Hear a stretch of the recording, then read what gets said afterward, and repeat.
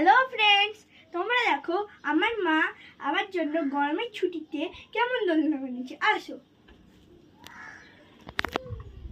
একটা ছোট্ট জায়গার মধ্যে মা মায়ের একটা শাড়ি দিয়ে এইটুকু একটা দোলনা বানিয়েছে।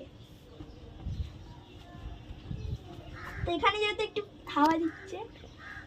হাওয়া দিচ্ছে তাই আমার একটু বসতে প্রবলেম হচ্ছে, তো আমি আমার স্টাইলে বসছি।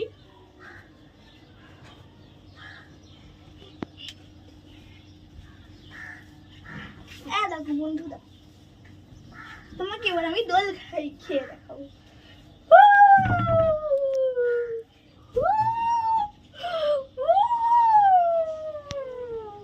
তো তোমরা দেখতেই পাচ্ছ আমার এই ছোট্ট বারান্দার মধ্যে কেমন দোলনা বানানো হয়েছে। মা মায়ের একটি শাড়ি দিয়ে বানিয়ে দিয়েছে আমায়।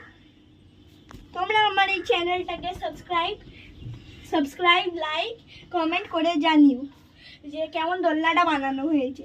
Bye bye.